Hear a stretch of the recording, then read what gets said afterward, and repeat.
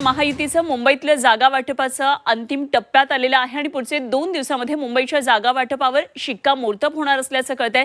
आज किंवा उद्या भाजप आणि शिवसेनेमध्ये जागा वाटपाबाबत चर्चेची आता तिसरी फेरी होणार आहे। भाजप अजूनही 150 जागांवर ठाम आहे।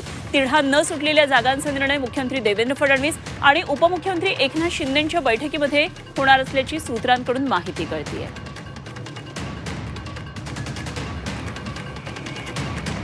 त्यामुळे या बैठकांकडे आता लक्ष असणार आहे। जागा वाटपाचं सूत्र कशा प्रकारे पुढे येतंय हे पाहावं लागणार आहे। अर्थातच काल झालेल्या निवडणुकांमुळे कुठल्या पक्षाची स्ट्रॅटेजी आता कशी असणार आहे हे बघणं खूप महत्त्वाचं ठरणार आहे।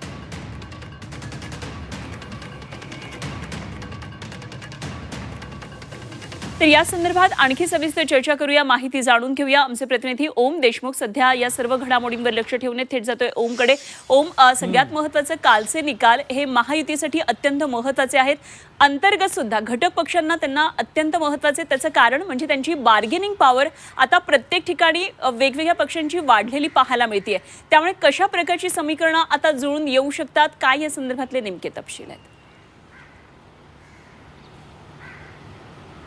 अनुपमा, या निवडणुकीच्या निकालाचे खरं तर 2 अन्वय अर्थ आहेत। एक तर महायुती पुन्हा एकदा महाविकास आघाडीवर भारी पडली हा एक अर्थ आहे, आणि दुसरं म्हणजे महायुतीतल्या अंतर्गत नेतृत्वाचा किंवा महायुतीतला मोठा नेता कोण, मोठा पक्ष कोण, हा जो एक सुप्त संघर्षाचा मुद्दा आहे तो सुद्धा काल पुन्हा एकदा अधोरेखित झाला।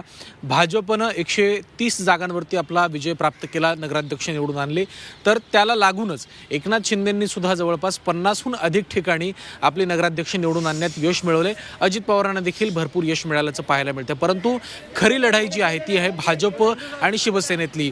भाजप शिवसेनेतला अंतर्गत हा जो काही संघर्ष आहे त्याला सुद्धा जोर देणारा हा कालचा निकाल म्हणता येईल।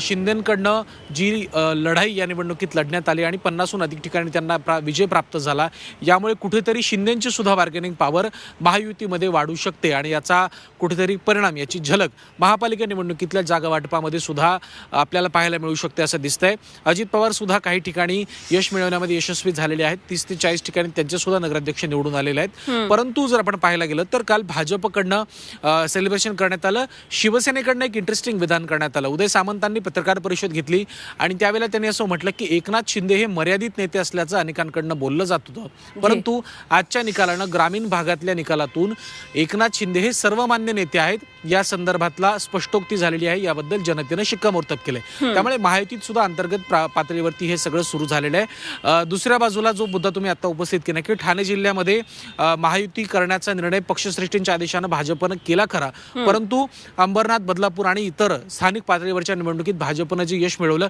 त्यामुळे ठाण्यामध्ये आता 100%ची पुन्हा एकदा भूमिका आणि तो नारा दिला जाऊ शकतो।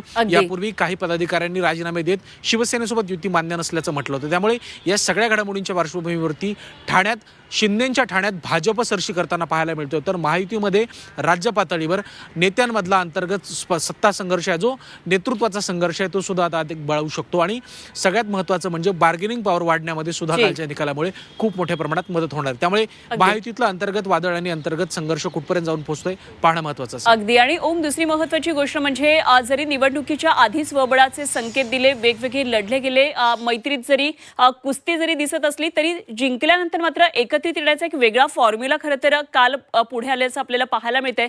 त्यामुळे कशा पद्धतीने आता या सगळ्या निवडणुका पुढे होतात आपल्याला बघायचंय। धन्यवाद दिलेल्या सगळ्या सविस्तर माहितीसाठी। ओम देशमुख आमचे प्रतिनिधी आपल्याबरोबर होते।